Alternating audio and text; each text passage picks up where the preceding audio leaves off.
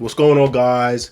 Today I'm focusing on the Algarves in Portugal, the amazing coastal part of the Algarves, which is it's a long stretch on the southern part of Portugal, and absolutely stunning, beautiful, with so much to do.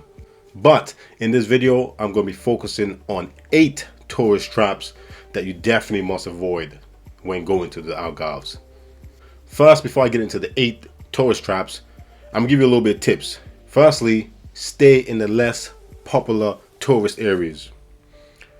This is very important because in the tourist areas, everything's going to be jacked up. They cater to tourists, and no tourists flock to these areas, and everything I'm talking about jacked up will be like ×2. So cost, prices, everything will be ×2. From your local shops to ice cream vendors to damn restaurants and bars, right? So you want to aim to stay at the 2 unpopular areas, which are still beautiful areas, is Tavira and Algarve. I'm mispronouncing both those areas, but I'm gonna spell them out. So please forgive me for my mispronunciation. But I guarantee you a lot better to stay in these 2 places. Again, too, with the Algarves, the best way of getting around is renting a car. So if you rent a car, you're all gravy. This is the best thing to do, because then you can get around. You can go to all the other tourist places, but you can explore all the Algarves without restriction. Staying in these 2 places is, one, to be cheaper. You're gonna have a lot of locals, friendly locals, and also you're gonna get a better authentic experience than staying in Algarve. I'm mispronouncing that as well, where loads of tourists go, loads of tourists go and stay. Also, 2 amazing hidden beaches, Pedra de Maria and Pedro de Carvalho. I'm gonna spell both of them out as well. These are 2 excellent beaches and very less known, hidden, and locals go, and obviously foreigners go that know about it. These are 2 less known beaches and less crowded, so you're gonna have amazing times at these 2 beaches. Absolutely beautiful. But anyway, enough about the tips. Let me get into the meat and gravy of this video, which is the 8 tourist traps you need to avoid in the Algarves. 1, obviously, overpriced everything. Overpriced restaurants, overpriced bars, shops, everything in the Algarve area. Literally the strip. Matter of fact, the whole area. Especially the strip, especially in the old town. The old town, again, if you're staying in Algarve, pardon my pronunciation, if you're staying there, then you're better off staying in the old town by far. But if you're staying by the strip, everything's gonna be jacked up in price. So you beware of you going there, you're paying double for everything.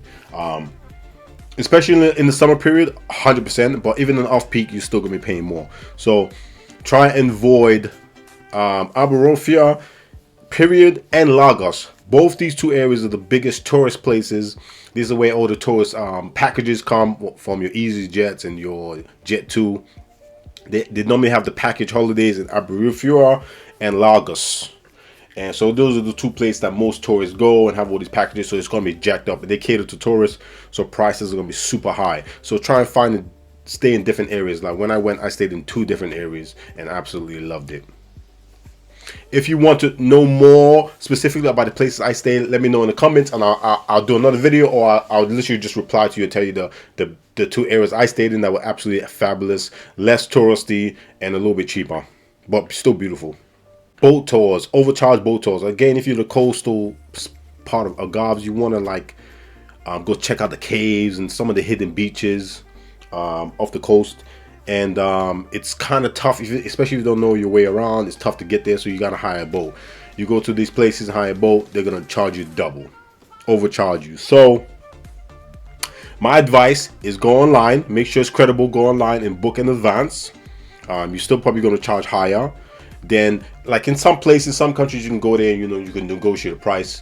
Once they see you're tourists, they're going to charge you double. So that negotiating your price in person is going to be, it's not the best thing to do. So I would say just have a book online, have a set price and do that. Or now again too, this is only best if, 1, you're a good swimmer, 2, you're familiar with kayaking and paddle boards, you know how to do it, you're not a rookie, so you don't end up dying or drowning.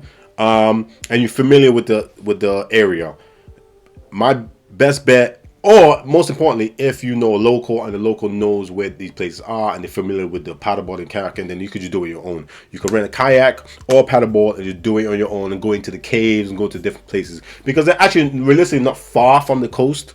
They're just in hidden parts. But the boat tours, you go into the boats and you can see it, is a big tourist thing, right? So obviously they're gonna overcharge with that, so bear that in mind. Expensive beach chairs, beach lounges. Now, what I do love and I absolutely love and adore about Portugal is they don't charge you to go to beaches like they do in damn Italy. Italy, as soon as you step on the beach, you got to pay for it. You got to pay to use a beach. Portugal, no. Again, obviously, unless you're going for the lounges, you want to get for the beach chair, umbrella, then you're going to charge. They're going to charge you, and they're going to charge you quite a bit. You got to look at between 20 to 80 euros, independent on the location, depending if it's a beach hotel, beach resort. So you're looking at 30 to 80 euros per chair, and that's tough. Like for instance, at my last video, Montenegro, you get it's kind of similar pricing. Which you think about it, Montenegro, similar pricing for Portugal, nuts. But anyway, 80 to 100 euros. But at least with Montenegro, once you get a beach chair, you get two pairs. You get a pair, so you get two chairs and the umbrella. So I think that's still a little bit better value, because that's for two people. Whereas in Portugal, you get in a lounge, it's per chair, per lounge. So that's pretty expensive. You think you're looking at 30 to 50, let's say 50 euros per chair, that's 100. Nah. So what me and my friend did, we literally just got our own towels. You can get your own umbrella if you want the whole umbrella thing. Get your own umbrella. You can even get it from a shop out there. Get your umbrella. And just get your beach towels and just lay on the ground. That's absolutely free. Great way of doing it. Bring your own umbrella, bring your own towels, and bring your own snacks. Bring your own snacks and drinks. Bring your own snacks and drinks and have an absolutely fabulous time and enjoy some of the amazing beaches in Europe. Okay, I get asked this a lot in most of my videos.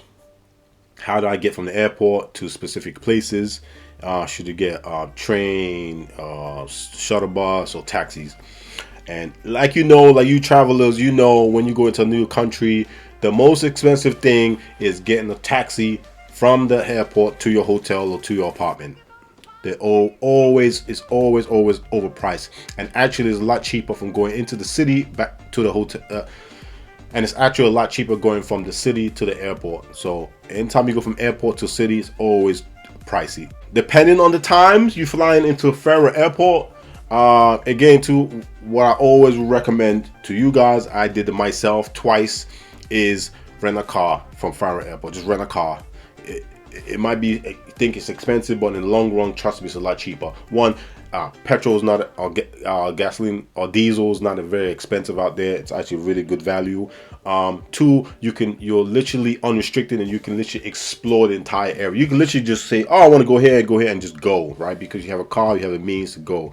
So you're a lot more flexible and you're not relying on taxis, buses, shuttles. So number one thing, hire a car. Now, if you can't drive, then you're stuck with Uber, boats. Do not use the local taxis. Again, guys, nothing against the local taxi if you're a local taxi driver, but it's a lot cheaper to use boat and Uber, because again, you got estimate times, estimate prices. You want to know that instead of just, in most places in the world, once you're a tourist, you got the taxi scams, right? Taxi traps where they overcharge you. So just get an Uber, a boat, or from the airport you can get a shuttle, which you book in advance. So you get a shuttle.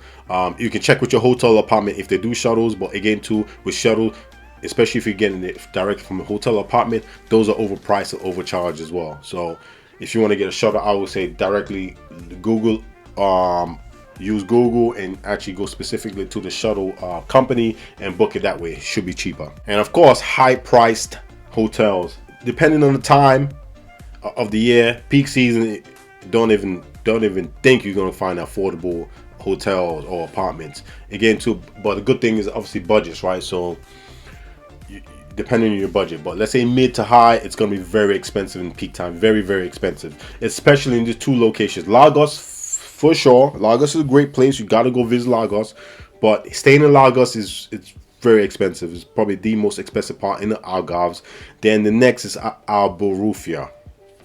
Two very expensive places, but still you can visit those places. You can stay anywhere in Algarve if you have a budget. Instead of going for hotels or resorts, you can go for Airbnbs. Airbnbs are pretty cheap out there. Just bear in mind though, security wise, you want to find somewhere with good location, and has good, it's in a secure location in a sense. So you remember, even though Algarve, Portugal is very safe, a beautiful country and safe, didn't see any issues. You just still be mindful, but 100% Airbnbs will be a cheaper option, or you can even look at hotels.com. Hotels.com do apartments, and apartments would be a lot cheaper options. Also, not only that, you can cook.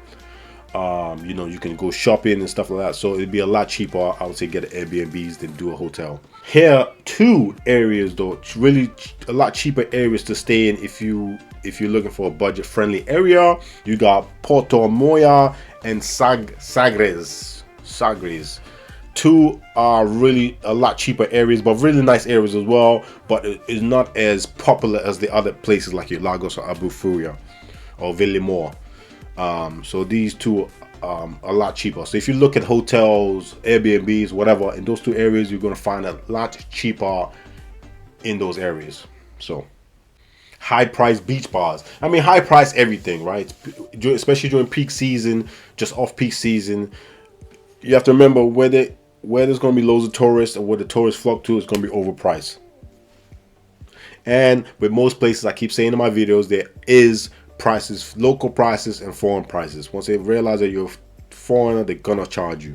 But again, too, it's I don't know. It could be two different menus. Who knows? But specifically, definitely areas. You use specific areas, they're gonna overcharge. Period. And you can go to other places and get an authentic experience and a lot cheaper experience. So that's what I'm saying.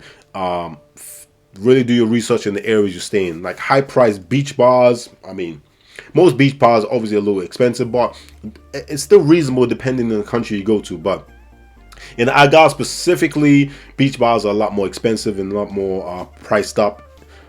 If you want drinks, food, and you want a little bit or you're on a budget, just come off to the beach and walk onto the main street and walk a little bit, two or three streets inwards, and you find local bars, local restaurants, and they're going to be a lot more cheaper. Anything on the beachfront is going to be a lot more expensive, whether it's snack, drinks, or whatever. Another thing, guys, right? It's not illegal to bring your own drinks, food, snacks to the beach. I did that, right? So you could just get yourself a picnic. Obviously, dinner, you want to go to restaurants, stuff like that. But in the daytime, if you're just chilling by the beach, bring your own drinks and stuff like that. Saves you a lot of money, guys. And it's not illegal. So you could do that. What's illegal is polluting and goddamn trashing the place. That's fucking illegal. So put your shit in the trash. Taxi scams. Obviously, taxi scam. If you know me in my previous videos, you know I can't stand fucking taxi drivers and the taxi stands. Not all taxi drivers, of course, use some really good ones, but a lot of taxi scams. This is why I just literally either rent a car or I just stick to regular sources of taxi companies like your damn Uber or Bolts or Grab if you're in Asia. I hate taking taxis because I know instantly as soon as I get in the taxi, they're scamming me. Guys, in the Obrufia area, let's say you're coming after a bar or club, you go out, blah, blah, blah, you're a little bit liberated. We always make sure when you jump in a taxi, one, you ask them how much it's going to be.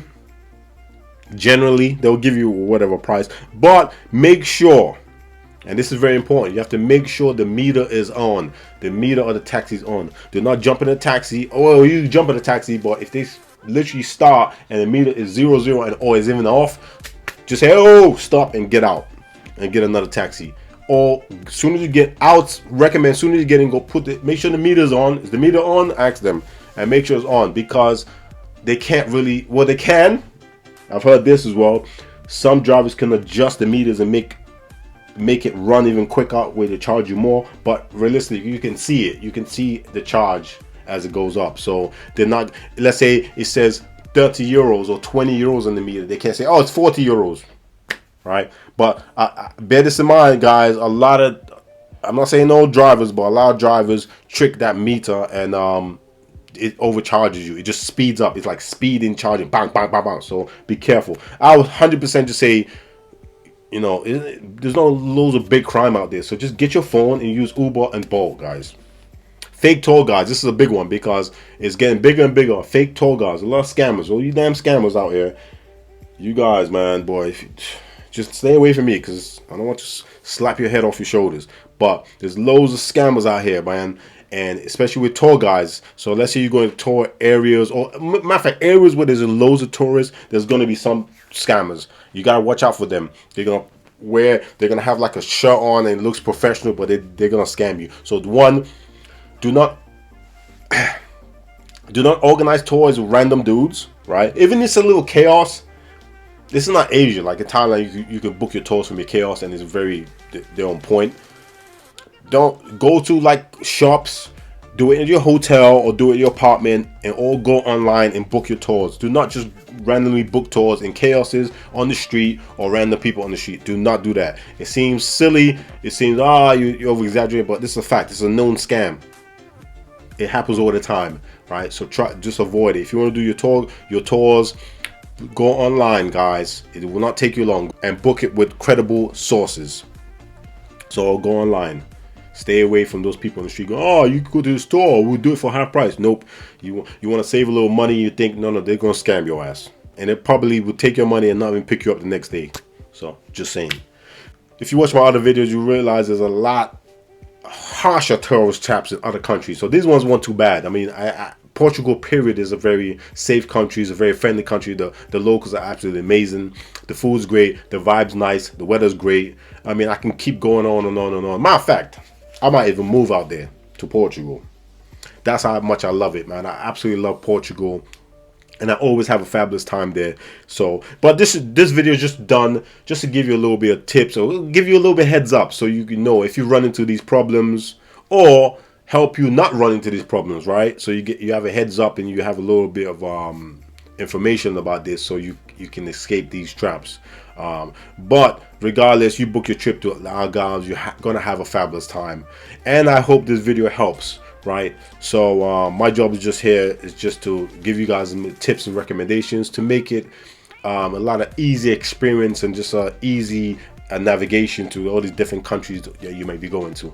So I hope you enjoyed the video, and if you did, support the goddamn channel and hit that subscribe button if you're new to the channel. If you're ready to subscribe, hit that like button. If you're new, hit that like button anyway, right? So regardless, hit that like button, hit that subscribe button, support the channel. Also guys, if you need any more information or you need some specific names or whatever it may be, just hit me in the comments and I'll get back to you. Till next time. Peace.